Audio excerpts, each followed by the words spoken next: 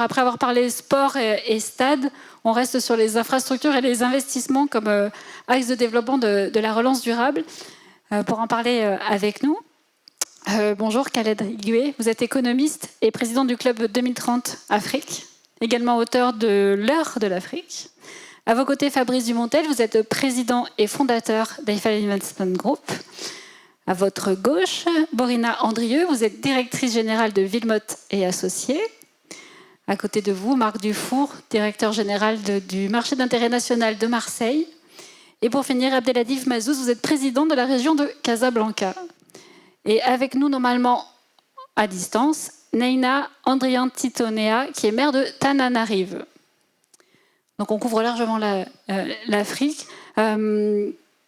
Les infrastructures, on l'a un petit peu évoqué tout à l'heure avec Basile Boli sur les stades, mais les infrastructures, c'est évidemment les ports, les routes, les aéroports. Qu'est-ce qu'on pourrait retenir de ce que la crise nous a enseigné sur l'importance d'avoir des infrastructures durables, alors autant dans le sens environnemental que bien présentes? J'ai envie de poser la question à l'économiste, du coup. Donc vous commencez par moi, en fait. Ah, mais bien sûr. Non, le sujet est important. Pourquoi ? Aujourd'hui, la Banque mondiale estime à 1 700 milliards de dollars le gap d'investissement dans les infrastructures pour les 20 prochaines années. Donc, il faut imaginer qu'il faudrait investir à peu près 100 milliards de dollars par an pour fermer le gap en manque d'infrastructures sur le continent africain. Et quand je parle de ça, je parle d'infrastructures énergétiques, je parle d'infrastructures de transport, je parle d'infrastructures d'éducation, de santé, et surtout les infrastructures dans les nouvelles technologies pour pouvoir faire ce qu'on appelle le saut de grenouille, l'effet de leapfrog, pour que l'Afrique puisse gagner du temps. Nous avons une démographie sur le continent africain qui est exceptionnelle, qui n'a été jamais vue sur aucun continent jusqu'à aujourd'hui. 1,2 milliard d'habitants. Aujourd'hui, une population qui va doubler dans les 20-30 prochaines années, et surtout, vous avez à peu près 70% de cette population qui a moins de 30 ans. Donc, quand on parle d'infrastructure, quand on parle de développement du continent africain, il faut se dire que ça ne se fera en aucune manière de la manière dont le développement s'est fait dans les pays européens aujourd'hui. Donc, le besoin est colossal en termes d'investissement. Et il va falloir qu'on imagine des innovations en termes de financement qui ne ressemblent nullement à ce qu'on a fait jusqu'à aujourd'hui. Je vais juste vous parler de deux choses. La première chose, c'est ce que j'appelle le co-investissement et la co-entreprise. Je pense qu'aujourd'hui, ce besoin d'investissement en infrastructure est une réelle opportunité pour les entreprises et les collectivités locales. Et pour que ça puisse se matérialiser, il faudrait qu'on puisse co-investir entre l'Europe et l'Afrique, entre les entreprises européennes et les entreprises africaines, pour créer de la valeur ajoutée en Afrique, créer des emplois, mais aussi créer des opportunités en Europe. Et le deuxième point qui est important pour moi, c'est le transfert de technologie et de compétences. On n'est plus à l'ère où les entreprises européennes doivent venir en Afrique faire du business et repartir. Il faudrait qu'ils viennent pour du long terme. Venir pour du long terme, c'est se tropicaliser. Venir pour du long terme, c'est rester. Et pour rester, il faut tenir compte de l'écosystème local. Donc ce qui est important, c'est que les entreprises européennes et africaines créent ensemble des entreprises pour aller faire face au marché africain, créer des entreprises qui sont capables de devenir des champions et rayonner au niveau sous-régional et régional. Donc pour moi, ce sont les points importants. Peut-être avant de revenir sur comment investir, et on verra ça avec vous, notamment Fabrice Dumontel, mais également avec Borina Andrieux, j'ai envie de me tourner vers Abdeladif Mazouz. Vous avez, je crois, déployé un plan stratégique. Il y a 300 millions d'euros, je crois. Quelle est la part qui pourrait être donnée aux infrastructures ? Normalement, le micro marche tout seul. Il n'a pas l'air de... Ah, c'est bon, voilà. Ce que vous avez vu, le chiffre de 300 millions d'euros, c'est pas tout à fait un plan stratégique, c'est juste le budget des investissements prévus par la région au titre de l'année 2022. Sachant que nous sommes en train de préparer un vrai plan stratégique, comme le veut la loi de la régionalisation avancée chez nous, sur 6 ans. Donc c'est un plan qui va couvrir la période 2022-2027. Donc les infrastructures, effectivement, même pour cette partie-là, représentent plus de 70% dans ce budget que nous avons déployé. J'appelle ça un plan d'action transitoire.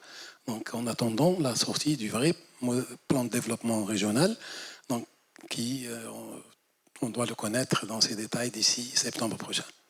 Vous êtes évidemment forcément d'accord avec ce que vient de dire Khaled Igwe.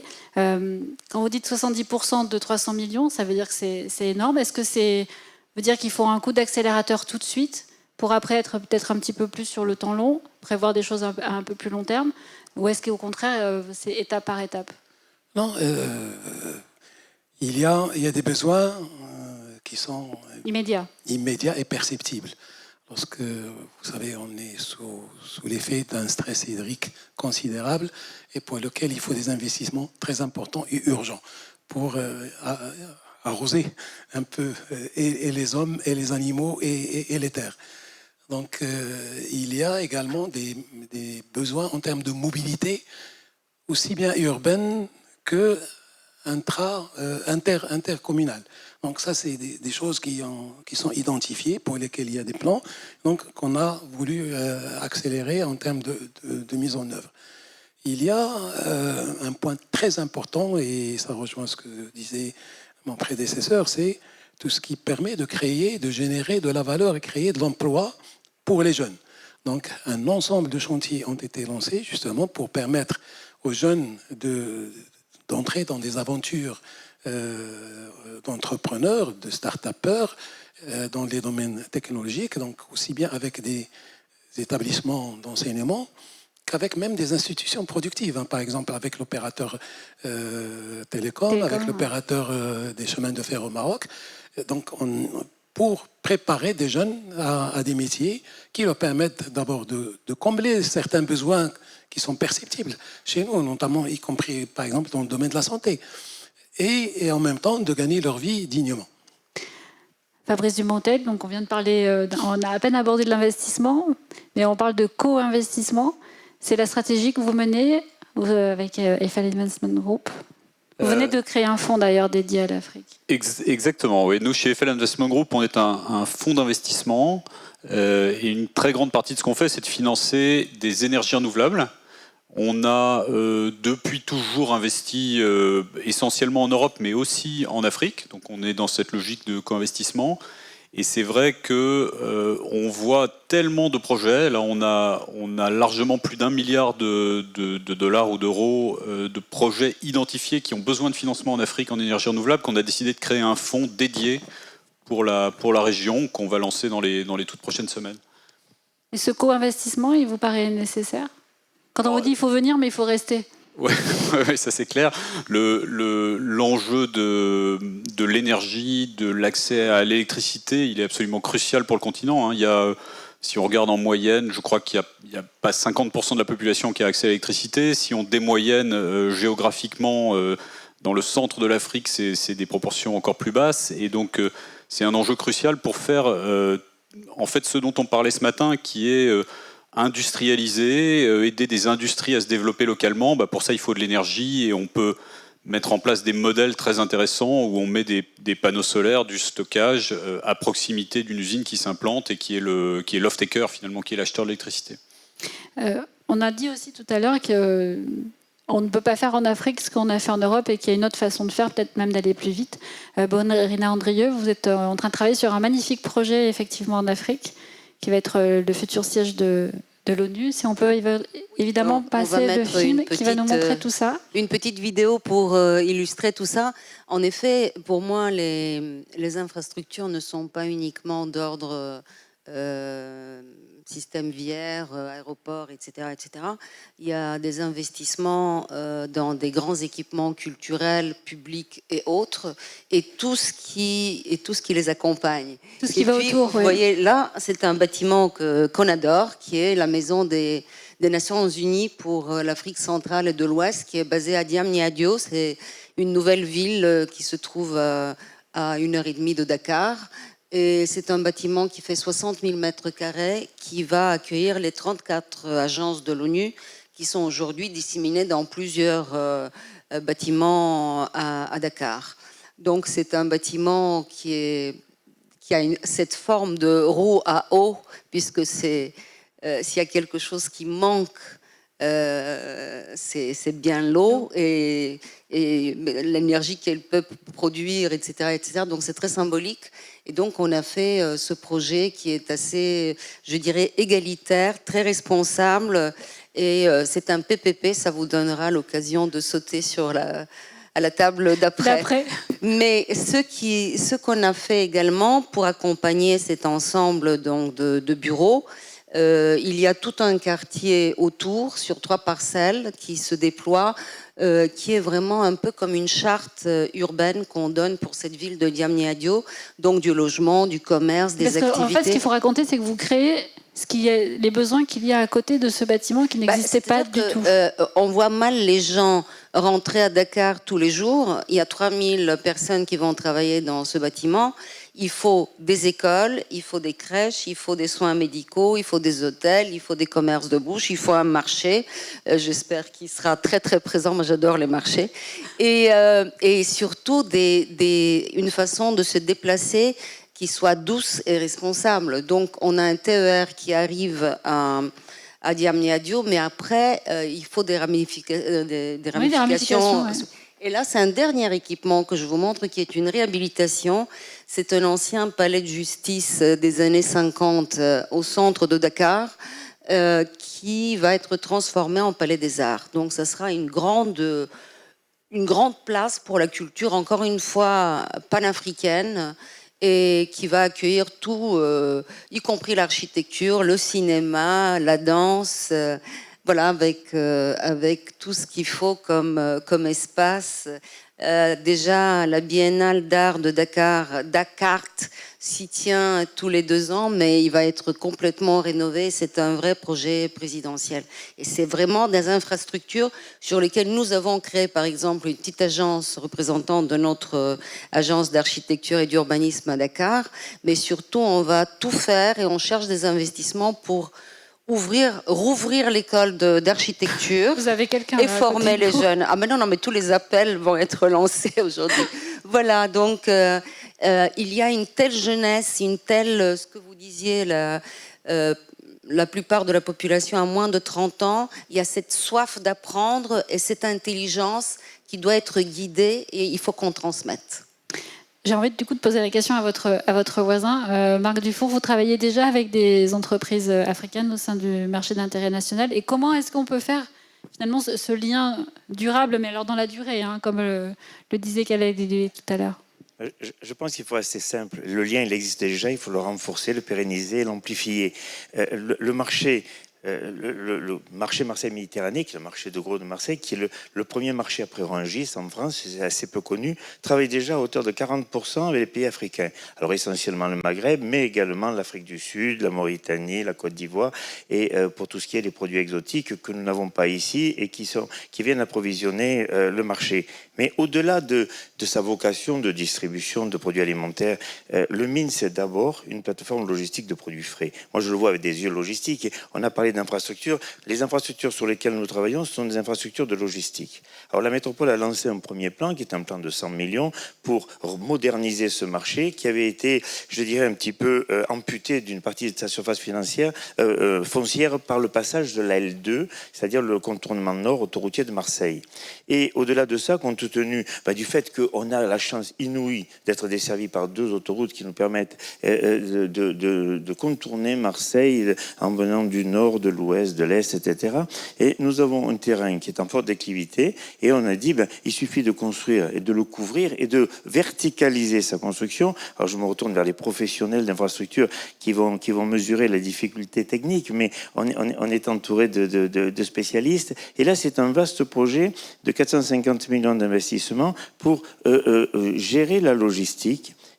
Car aujourd'hui, Marseille, le grand marché de Marseille, est la plaque naturelle d'importation de beaucoup de produits agroalimentaires en provenance des pays d'Afrique notamment. Et nous desservons toute l'Europe, les pays de l'Europe du Sud, mais également le nord de l'Europe. Vous leur ouvrez un marché européen. Et donc, aujourd'hui, il y a une véritable infrastructure qui se crée. Et ce qui me plaît, c'est que lorsque j'ai travaillé avec mes collègues de Tunis, où on a un marché de gros gigantesque, gigantesque, extrêmement moderne à Tunis, mais également dans d'autres pays africains. Il y a une expérience et on peut s'enrichir les uns les autres des expériences qui sont très différentes, qui nous permettent de travailler ensemble sur ce type de projet. Vous venez de dire quelque chose d'important, je crois, c'est ce que vous aviez déjà un petit peu laissé entendre tout à l'heure, c'est de travailler ensemble, c'est de finalement s'inspirer les uns les autres. Et on en a fini avec l'Europe qui vient donner un modèle à l'Afrique, mais aussi l'Afrique peut servir de laboratoire pour ce qui peut être développé en Europe, notamment en architecture, peut-être sur la ville de demain, sur ce que vous faites. Et vous savez, moi je trouve que chaque matériau est bon au bon endroit. Donc il faut construire avec ce qu'on trouve sur place. Par exemple, l'ONU, donc les bétons ont été faits avec des agrégats sur place. Les Africains nous ont appris à construire en pisé. Vous savez que c'est les nouvelles tendances qu'on a un peu partout maintenant en Europe. Il faut, vous savez, on apprend tous les jours et heureusement. Et voilà, tout est fait de croisements. Et de co-inspiration. Et je pense que tous ces croisements font notre richesse. Et l'humanité est née en Afrique et je pense que notre avenir est en Afrique. Peut-être, oui, qu'elle a dit oui. Moi, je crois que ça fait une belle transition vers ce que je voulais dire. Écoutez, il y a un point important qu'on doit soulever parce que dans le titre de cette table ronde, vous avez parlé de durabilité. Absolument. Alors, on parle de durabilité, donc on parle de changement climatique. Puisque aujourd'hui le changement climatique est un sujet global. Il y a une trentaine d'années, on voyait des inondations dans certains pays africains ou des problèmes dans le Sahara, on voyait ça de très loin en Europe, mais aujourd'hui c'est un problème global. Et il y a deux questions quand on parle de changement climatique et durabilité. La question de l'atténuation et la question de l'adaptation. En termes d'atténuation, l'Afrique n'a pas à rougir. On émet 3% des effets des émissions de gaz à effet de serre. On n'émet que 3%. Donc, on est très peu polluant, en fait. Donc, le travail qui est à faire, c'est plutôt du côté occidental. Ensuite, vous avez la question de l'adaptation. Alors, on demande à l'Afrique d'adapter son développement sur le plan de l'agriculture, par exemple, et cette adaptation va nous coûter au moins 10 milliards d'euros par an. Donc, si on demande à l'Afrique de s'adapter, il faudrait que, globalement, on soit solidaire. Parce que vous ne pouvez pas demander en même temps à un continent dont 70% de la population a moins de 30 ans, qui a besoin de consommer, de se développer, qui a des besoins colossaux, et en même temps de se désolidariser en disant il faudrait vous débrouiller tout seul. Et vous avez dit tout à l'heure par rapport au marché, nous sommes tous liés en fait. Les produits vont venir d'Afrique, les produits agricoles, les matières premières. Et donc, il faut qu'il y ait une autre façon de penser.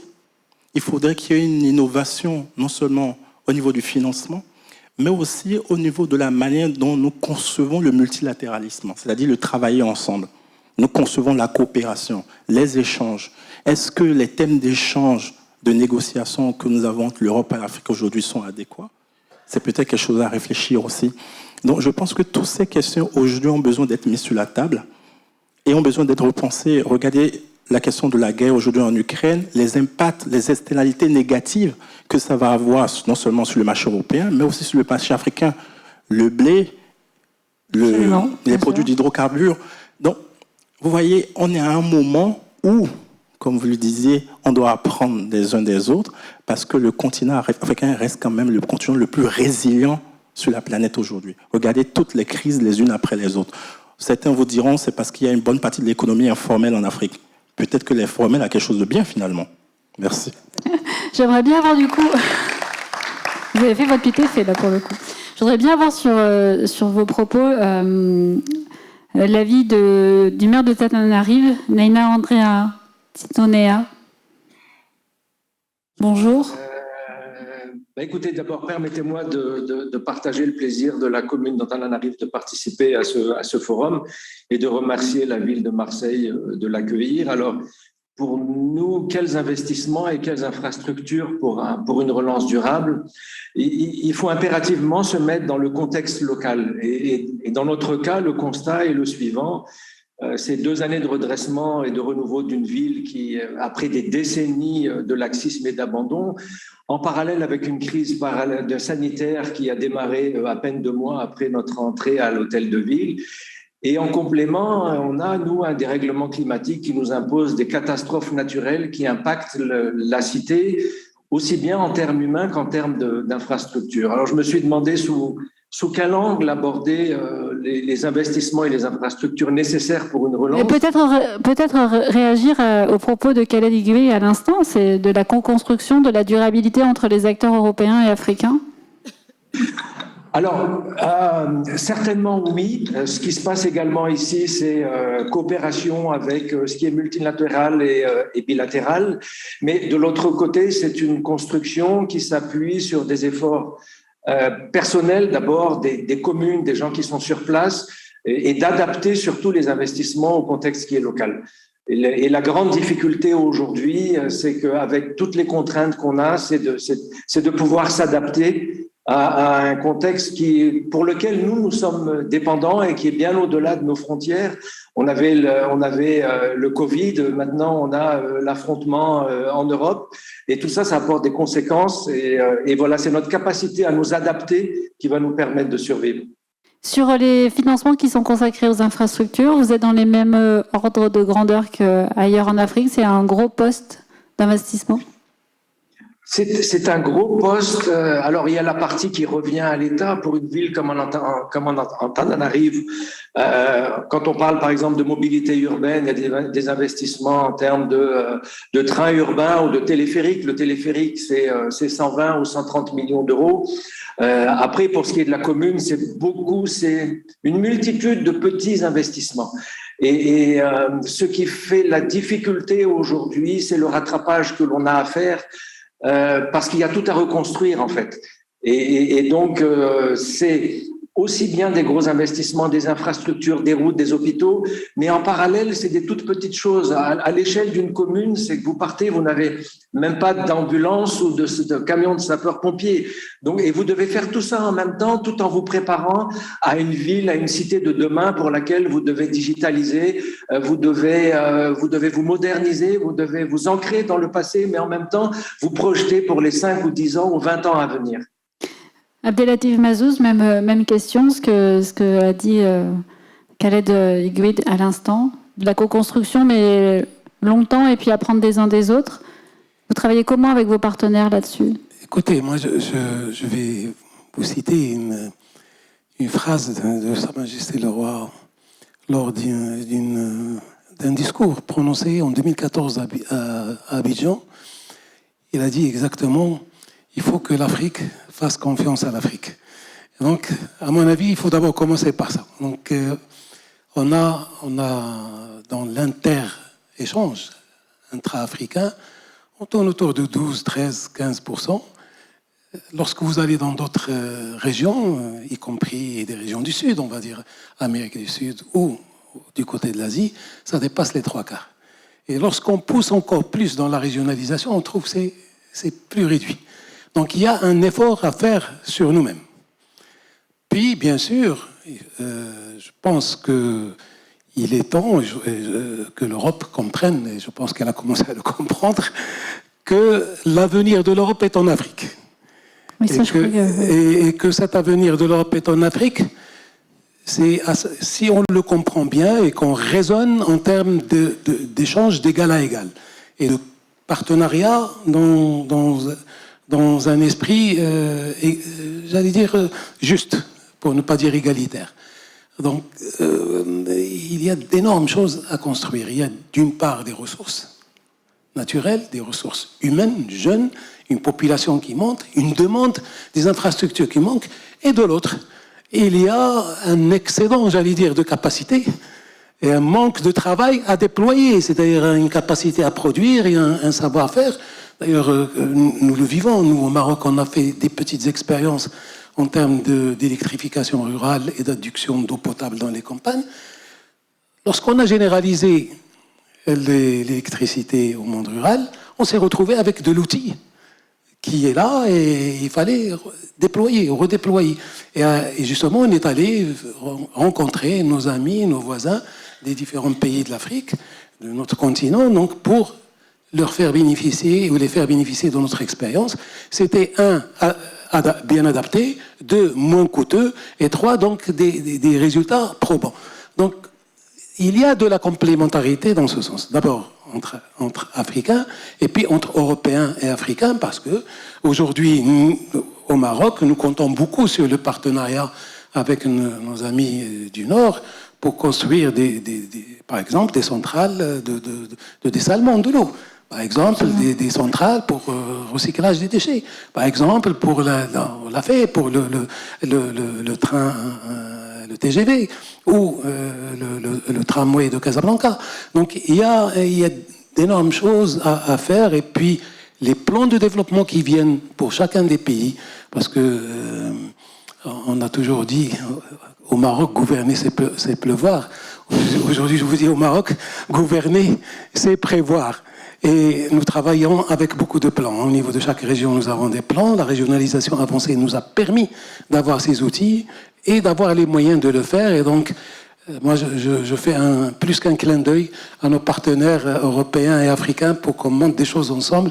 Casablanca est ouverte. Casablanca a d'énormes possibilités. La place Casablanca Finance City est aussi une plateforme qui permet l'accès à plusieurs marchés. Et ce qui se fait à Dakar peut également se faire en partenariat avec ce qui s'est fait à Casablanca. J'ai envie de demander à Marc Dufour, les producteurs africains ou les marchés africains, les marchés d'intérêt africains, est-ce que c'est aussi des sources d'inspiration pour vous ?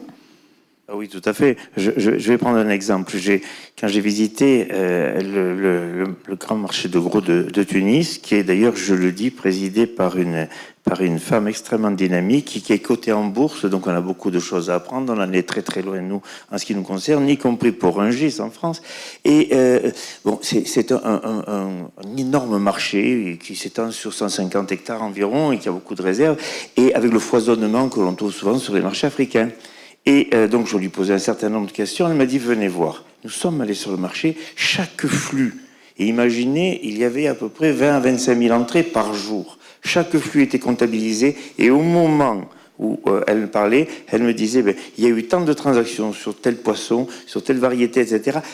Je suis à des années-lumière de ça ici, je le dis, j'ai été stupéfait de cette qualité. Alors, dans l'autre sens, et c'est aussi très intéressant, avec la Banque des Territoires, la Caisse des dépôts et consignations, dans le cadre de programmes de coopération décentralisée, on nous a demandé d'intervenir et de partager notre expérience avec un marché qui se crée entre Casablanca et Marrakech, à Guisser, je crois, si je ne déforme pas le nom, je ne connaissais pas, et où un programme d'investissement marocain et avec l'Europe et notamment en France la Banque des Territoires, et on nous a demandé de venir partager une expérience, notamment sur tous les aspects organisationnels, juridiques et conventionnels et infrastructures de logistique, parce qu'en fait un marché ce n'est qu'une plateforme logistique de produits frais. C'est pour ça que je parlais d'infrastructures de logistique, parce que c'est fondamental, mais dans les deux sens. Ce que nous faisons aujourd'hui et qui va créer plusieurs milliers d'emplois sur la plateforme de Marseille, l'inverse est vrai de l'autre côté, et c'est de la richesse partagée.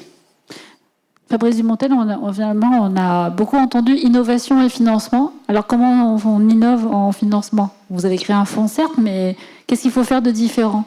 Alors il y a plein de choses à faire différentes, mais dans notre métier de l'énergie renouvelable... Il y a des demandes là, quand même, il y a beaucoup de demandes. Dans notre métier de l'énergie renouvelable, finalement, les financements de long terme, on finit toujours par les trouver. Il y a des banques de développement, il y a des fonds d'investissement de très long terme qui finissent par venir quand les projets sont sortis de terre et fonctionnent.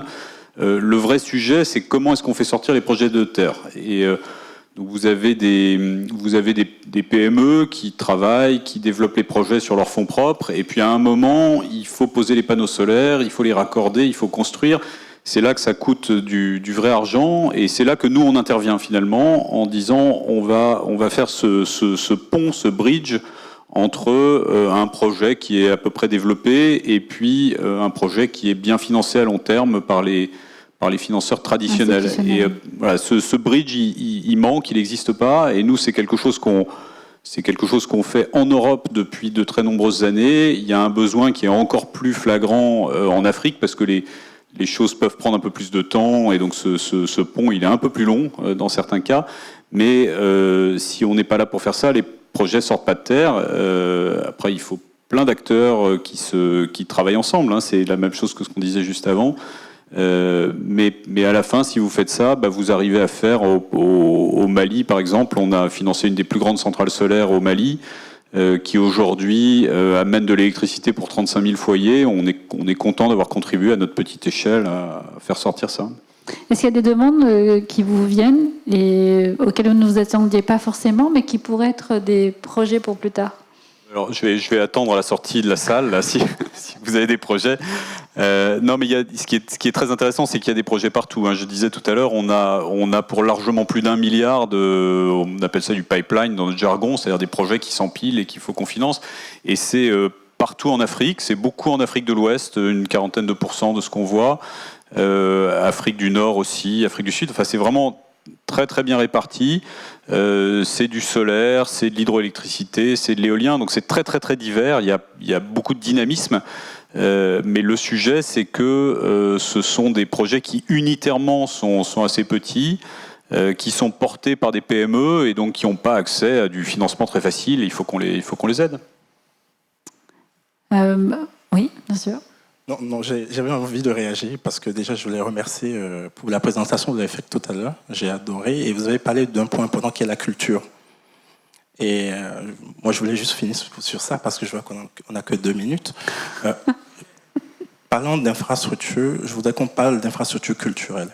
Bien sûr. Pourquoi ? Parce que je crois que pendant une bonne trentaine d'années, la différence a fait peur aux pays européens. C'est-à-dire que moi, j'ai eu à accompagner des entrepreneurs sur le continent africain qui me disaient « Oh, c'est le bazar, je ne pourrais jamais investir ici. » Et le bazar, pour lui, était très négatif. Alors que le bazar était un potentiel énorme. Vous voyez, et c'est là qu'il faut un changement d'épistémère, en fait. Et si la différence nous fait moins peur, alors on fera de grandes choses ensemble. Quand on parle des marchés, pendant longtemps, les Africains se sont demandé s'ils ne vont pas construire des supermarchés. Et moi, je suis très content quand on me parle de marché, en fait, parce que moi, c'est toute mon enfance. Donc, dans un pays où il fait 30-35 degrés, je ne vois pas de façon durable comment on construit des bâtiments avec de la climatisation à fond et on pense que c'est le modèle de demain. Donc, on construit des marchés. Voilà, on construit des espaces de rencontre, des espaces d'échange. Dans ma culture, on vient, on négocie. On n'achète pas juste un produit en partant. On discute avec le vendeur, on connaît le vendeur, on connaît sa famille, on échange et on revient toutes les semaines. Et c'est peut-être ça le monde dans lequel on doit aller finalement. Vous voyez ce que je dis ? Oui, Borina voilà. Et après... Je voulais juste vous dire, il y a un quartier comme ça à Dakar, vous penserez que je suis vraiment monomaniaque, mais j'adore ce pays, j'adore le Sénégal. Et donc il y a un quartier qui s'appelle Lat Dior, donc c'est des bâtiments des années 1850, etc., qui sont maintenant quelques bâtiments administratifs assez abandonnés. Et il y avait un projet de faire des supermarchés, un mall. Je dis, mais c'est n'importe quoi, on ne va pas faire un mall en plein Dakar. Il faut faire des lieux de rencontre, des marchés, des petites échoppes, des logements au-dessus, des choses à l'échelle d'une ville, à l'échelle humaine. Et il faut garder la spécificité de ces lieux-là qui sont riches et d'histoire et d'avenir.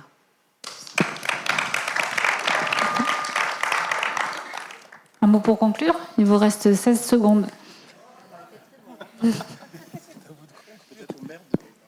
On va laisser le maire d'Antananarive faire le mot de la fin.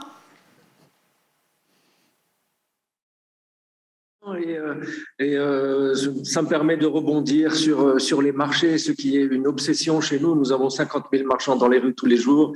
Et le fait que la vie a plus d'importance dans les marchés que les malls, c'est quelque chose qui a son importance, en tout cas dans des villes comme Antananarive.